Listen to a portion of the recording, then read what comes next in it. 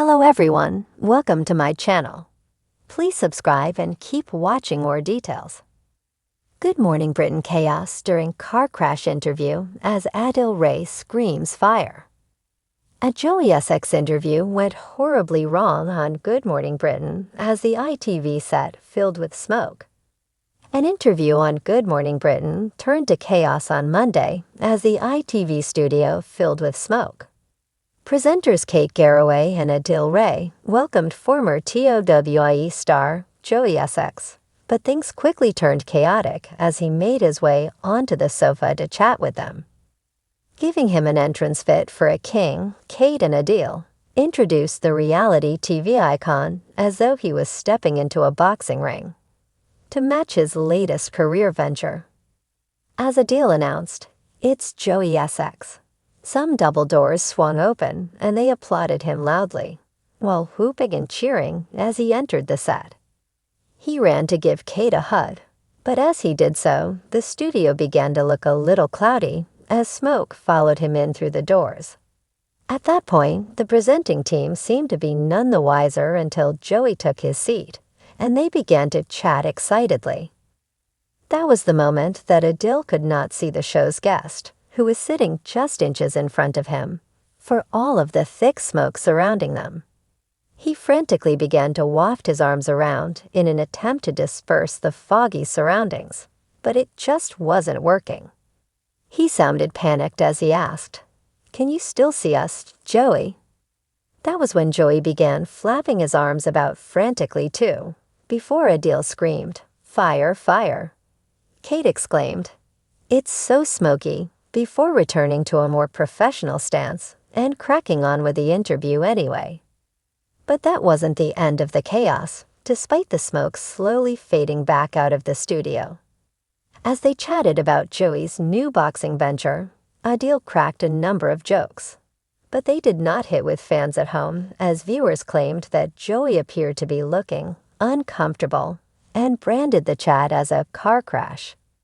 Breakfast television has seen its fair share of dramatic moments, heated debates, awkward silences, and the occasional technical glitch.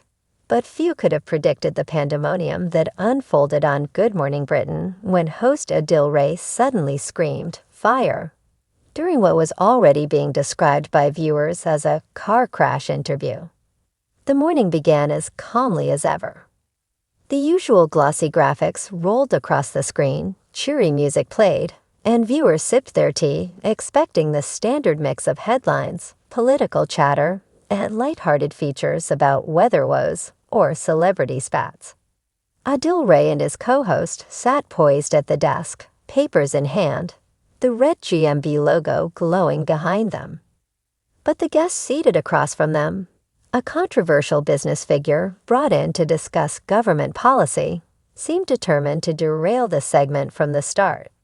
His answers wandered, his tone shifted between defensive and dismissive, and within minutes Twitter was already buzzing with viewers calling it unwatchable. The tension in the studio thickened. Adil leaned forward, brow furrowed, trying to salvage some semblance of journalistic structure.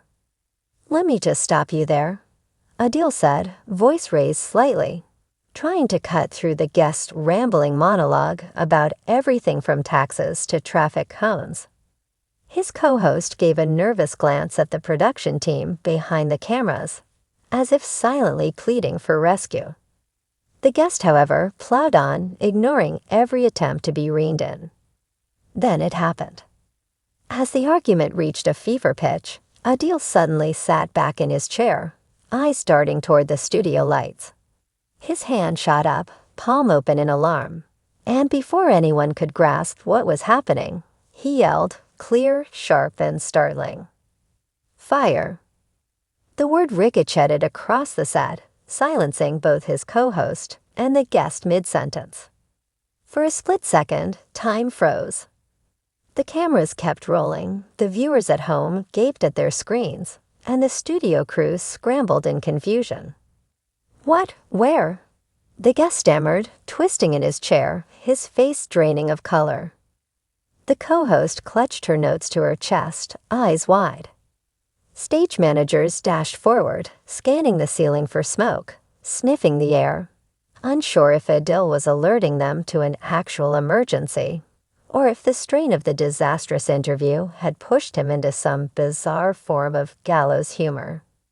Social media erupted. Clips of Adil's sudden shout were clipped, looped, and shared before the broadcast had even cut to commercial. Adil Ray just screamed fire live on GMB. What on earth am I watching? One viewer posted, while another added, Breakfast Telly has officially peaked. Back in the studio, Adil held up his hand, trying to explain. I thought I smelled smoke, he said breathlessly, though the words barely registered over the commotion. Crew members scurried to the sides of the set, one even testing the studio exit doors in case of evacuation. The fire alarm, mercifully, did not sound. Meanwhile, the guest, already flustered from the combative interview, declared, "This is outrageous. Is this a setup? Are you trying to humiliate me?" His voice cracked as he wrestled with his microphone, half preparing to walk out. His indignation only fueled the online commentary, with viewers dubbing it the most unintentionally comedic TV moment of the year. Adil, still visibly shaken, tried to resume order. Let's just hold on. There's no actual fire. Apologies. I thought I saw something by the light rig. He gestured vaguely upward, though the cameras, now nervously panning across the studio ceiling, revealed nothing but the usual array of spotlights. His co-host managed a weak laugh, attempting to smooth things over with, well, that's one way to grab attention before the weather forecast. But the damage was done. By the time the program cut to commercials, tabloids were already drafting their headlines. Good Morning Britain descends into chaos. Car crash interview ends in fire alarm scare.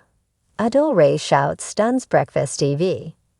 When the show returned, Adil offered an apology to viewers. He admitted he had reacted in the heat of the moment, mistaking a flicker of light and the faint smell of a burning cable for something far more dramatic. Better safe than sorry, he said, half smiling, though his co-host gave him a look that clearly read, "You'll never live this down." The guest, still ruffled, insisted on continuing the discussion but could not regain control of his message. Every time he tried to make a point, Adil's earlier shout overshadowed it. Twitter feeds were filled with memes of the word fire superimposed over Adil's face, gifs of startled cats labeled viewers watching GMB today, and endless jokes comparing the interview to a literal blaze. Behind the scenes, producers debated whether to pull the plug on the guest entirely, but the viral traction was too strong. For better or worse, the chaos had gifted the show the kind of publicity money couldn't buy. By lunchtime, news outlets were replaying the clip in endless cycles, and late-night comedians were already preparing their punchlines. One popular comment summed it up. That interview was already a dumpster fire. Adil just called it out.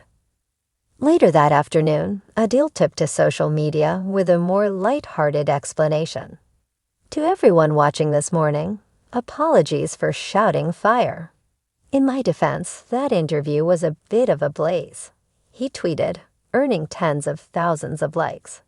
Fans applauded him for owning the gaffe, while critics accused the program of manufacturing drama to distract from the guest's faltering performance. Regardless of intent, the chaos cemented the moment in breakfast television history. Like Piers Morgan storming off the set, like Susanna Reid's famous eye rolls, Adil Ray's fire would now join the pantheon of unforgettable Good Morning Britain clips. In the following days, newspaper opinion columns dissected the moment with relish. Some praised Adil for being vigilant, arguing that his reaction, though startling, was rooted in genuine concern for safety. Others criticized the overreaction, suggesting that live television had blurred the line between professionalism and performance. The guest, for his part, complained bitterly about being overshadowed. "I was there to talk policy, not pyrotechnics," he grumbled in a radio interview. Yet few listeners cared. All they wanted to hear was another play-by-play of the chaos. Viewers, meanwhile, remained delighted. For many, the spectacle was a welcome departure from the usual monotony of political interviews. "It was the most entertaining thing to happen before 9 a.m. in years," one fan wrote. Another added, "I don't even watch GMV, but after today, I might start." And so the legacy of that morning was sealed, not for the policy debates or the guests' arguments, but for the moment Adil Ray, trying desperately to regain control of a collapsing interview, looked up, smelled danger, and fell of the word that stopped Britain in its tracks.